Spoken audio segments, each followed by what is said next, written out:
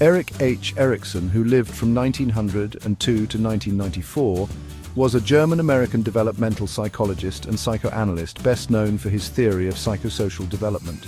Unlike Sigmund Freud, whose focus was on psychosexual stages, Erikson's theory emphasized the role of social relationships and cultural factors in shaping an individual's development.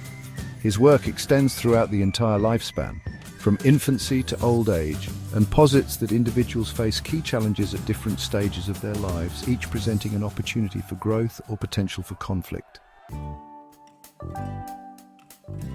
Erikson's theory revolves around the idea that development occurs through 8 stages of psychosocial growth, each marked by a specific conflict. The resolution of these conflicts shapes an individual's personality and affects their ability to cope with challenges in later life. Key points of his theory include that psychosocial development involves the interaction between psychological processes and social influences. Each stage presents a crisis that must be resolved before moving on to the next. The outcome of each stage can be either positive or negative, affecting the individual's sense of self and their relationships with others. Erikson's model is structured around 8 stages of development, each of which involves a conflict that must be resolved in a healthy way. Here's a breakdown of these stages. Stage 1 is trust versus mistrust, occurring in infancy from 0 to 1 year. The crisis here is, can I trust the world around me? Infants depend on caregivers for their basic needs, such as food, warmth, and affection. If caregivers are responsive and nurturing, the infant develops a sense of trust. If not, the infant may develop mistrust towards others and the world around them. Successful resolution leads to feelings of trust and security, while failure can lead to insecurity and anxiety. Stage 2, autonomy versus shame and doubt, occurring in early childhood from 1 to 3 years. The central crisis here is, can I do things on my own or must I rely on others? During this period, toddlers start to assert their independence. If they are encouraged and supported in their efforts, they develop a sense of autonomy. On the other hand, if their efforts are dismissed or criticized, they may develop shame and doubt in their abilities. A healthy resolution of this stage leads to confidence and self-control, while failure can lead to feelings of inadequacy. Stage 3, initiative versus guilt, occurring during the preschool years from 3 to 6 years. Stage 3, initiative versus guilt, occurring in preschool from 3 to 6 years. The central crisis here is, am I good or bad? At this stage, children begin to assert themselves more actively and take initiative. If their efforts are supported, they develop a sense of initiative. However, if they are discouraged or punished for their activities, they may develop guilt and feel that their actions are wrong. Successfully resolving this stage leads to a sense of initiative and leadership, while failure results in a fear of taking action or being overly self-conscious.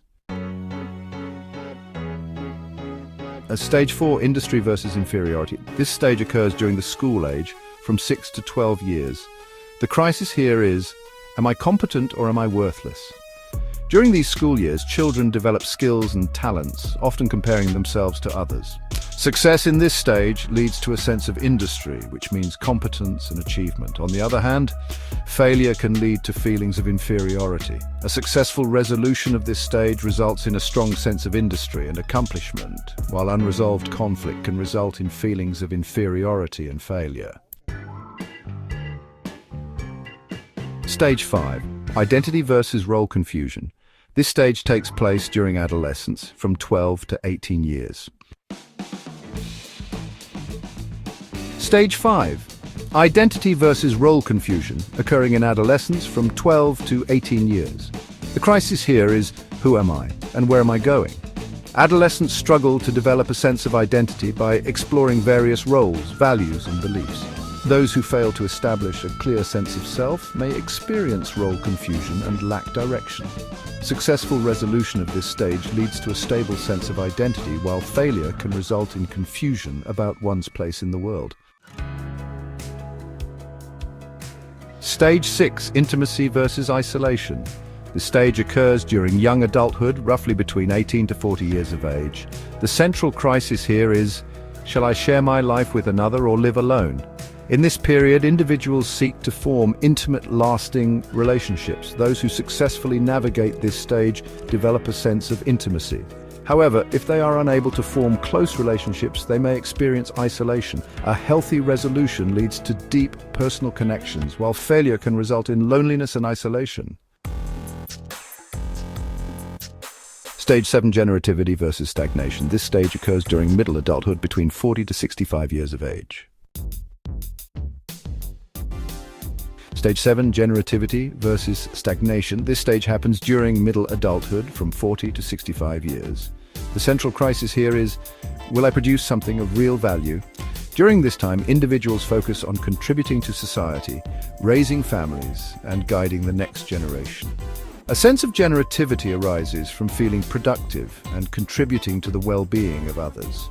Failure to do so leads to stagnation, a sense of personal decline and lack of purpose.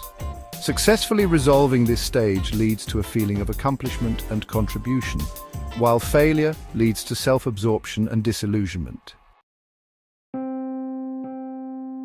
Stage 8: integrity versus despair. In late adulthood, which is 65 years and older, individuals reflect on their life. The crisis here is, have I lived a full life? If they feel they have led a meaningful and productive life, they develop integrity and acceptance of their life and death. On the other hand, if they feel they have not lived fully, they may experience despair. A positive resolution leads to wisdom and a sense of fulfillment, while failure can lead to regret, bitterness, and fear of death.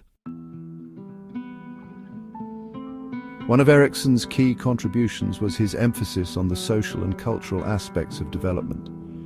Unlike Freud, who focused largely on internal biological drives, Erikson believed that development was deeply influenced by social interaction and culture.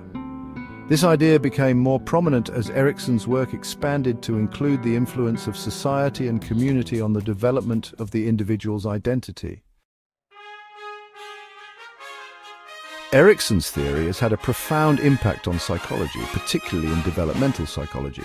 His focus on lifelong development and the social factors that influence growth has made his work applicable not only to children, but to people of all ages. His theory has been used to better understand a wide range of topics, from adolescent identity formation to issues faced by older adults. Identity development. Erikson's ideas help shape modern thinking about adolescence and the process of identity formation, which remains a key focus of research in adolescent psychology today. Education. Erikson's emphasis on resolving developmental crises at each stage of life has been influential in shaping educational practices, particularly in understanding how children and adolescents navigate challenges. Clinical psychology. Erikson's stages have been applied to therapy, helping psychologists understand the social and emotional struggles individuals face at different points in life. While Erikson's theory is widely respected, it is not without criticism. Some argue that the theory's stages are overly rigid, and the resolution of crises might not always follow a linear path. Others point out that Erikson's model is based on Western ideals and may not apply universally across cultures.